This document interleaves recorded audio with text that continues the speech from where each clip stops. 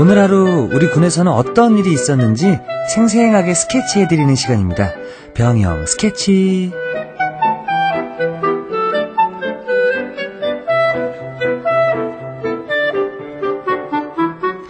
자, 제 곁에는 한주리 아나운서 나와 계시는데요. 안녕하세요. 네, 안녕하세요.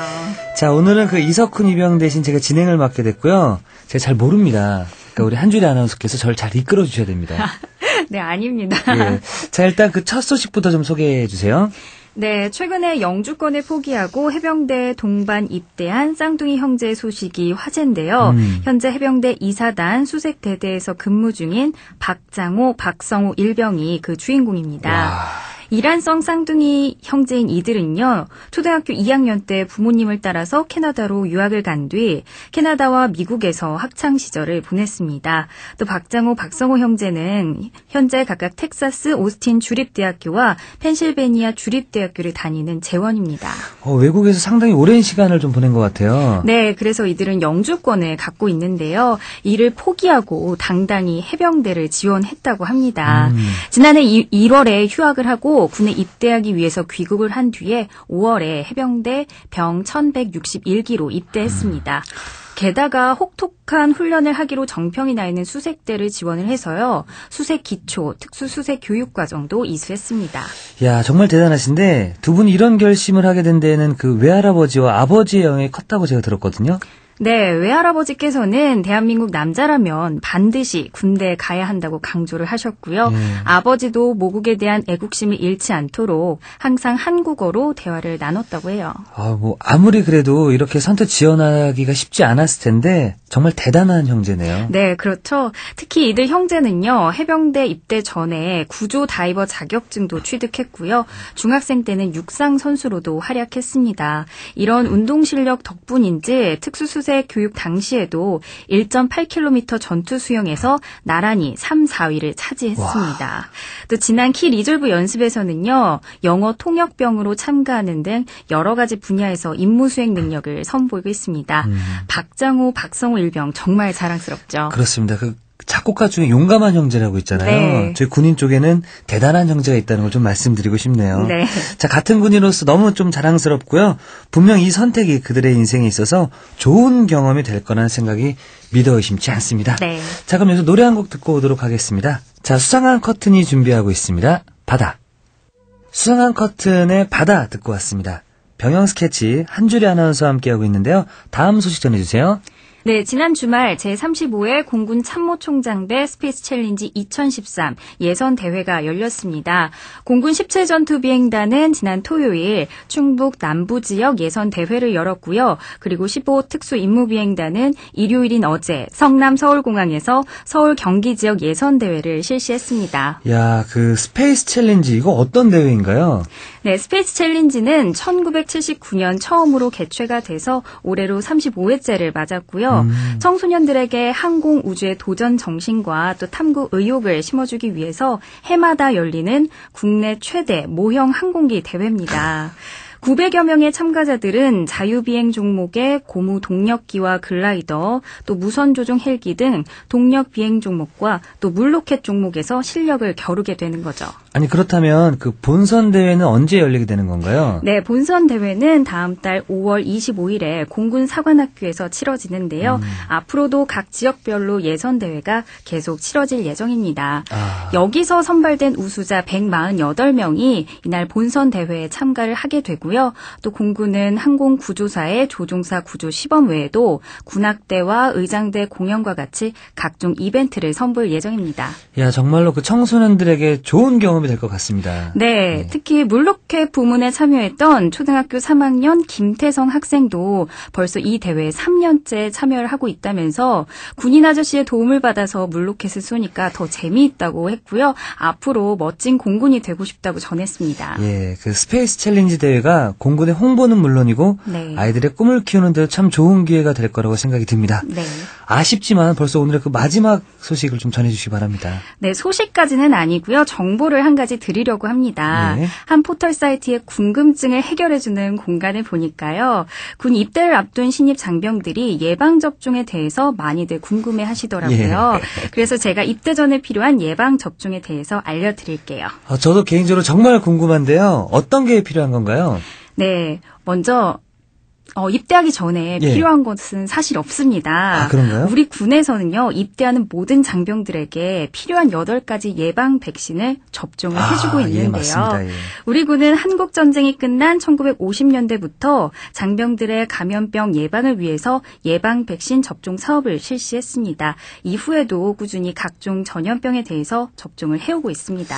그렇다면 현재는 어떤 예방 백신을 접종해주고 있나요? 네, 현재는 젊은 연령층에서 유행하기 쉬운 8가지 종에 대해서 접종을 실시하고 있고요. 단체 생활을 통한 밀집 생활에서 쉽게 유행이 일어날 수 있는 호흡기 전염병인 유행성 이하선염, 뇌수막염, 인플루엔자 3종과 군이라는 특성상 야외 훈련 중에 쉽게 감염이 일어날 수 있는 파상품 1종을 포함해서 4종을 전체 장병을 대상으로 하고 있습니다.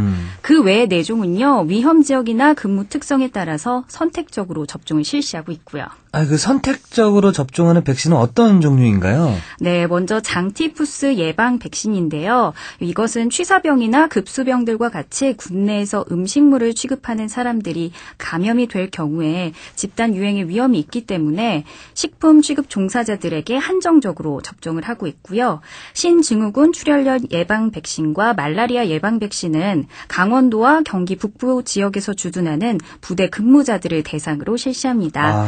마지막으로 A형 간염 예방 백신은요. 취사병과 급수병 외에도 군의관과 의무병 등 군 의료 인력 등에게 한정해서 접종을 실시하고 있습니다.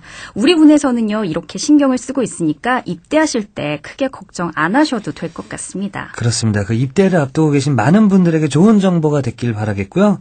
오늘 소식 감사드립니다. 네. 자, 그럼 우리 한주리 아나운서 보내드리면서 애니악의 소녀는 달린다 띄워드리고 전 물러가도록 하겠습니다. 감사합니다. 네, 감사합니다. 예.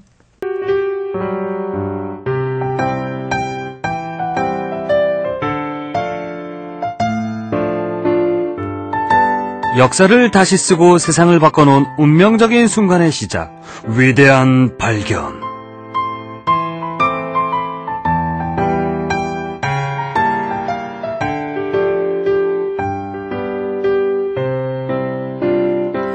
오늘은 현대무용의 창시자라 불리는 이사도라 덩컨의 이야기 소개해드릴게요. 남들처럼 틀에 짜여진 무용을 배웠지만 무용은 물론이고 개인 생활에서조차 전통과 관습을 거부했던 이사도라 덩컨. 그녀의 자유분방한 연애와 사생활, 그리고 춤은 보수적이었던 당시 사회를 충격으로 몰아넣었는데요. 신대륙 미국에서 건너온 그녀는 토슈즈를 벗어던지고 맨발의 자유로운 춤으로 20세기 초 유럽 예술계를 흔들어 놓았습니다. 그래서 현대무용의 개척자, 현대무용의 창시자라고 불리기도 하는데요. 이사도라 덩컨은 출생부터가 독특했습니다. 네 아이를 데리고 이혼한 그녀의 어머니가 그녀를 임신했을 때 어려운 가정 형편과 정신적인 고통 때문에 귤과 샴페인만 먹었다고 합니다.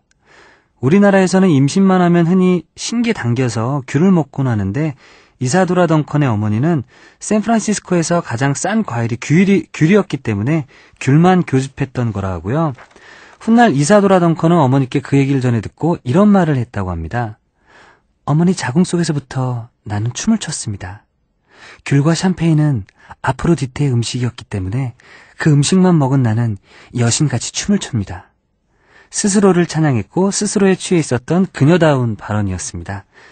실제로 걷기 시작하면서부터 춤을 춘 이사도라 덩컨은 17살 되던 해 자신의 춤을 싸구려 길거리 춤이라고 조롱하던 미국을 떠나서 런던으로 갔는데요. 형제들의 도움으로 배만 간신히 얻어 탔을 뿐 돈은 한 푼도 없었다고 합니다.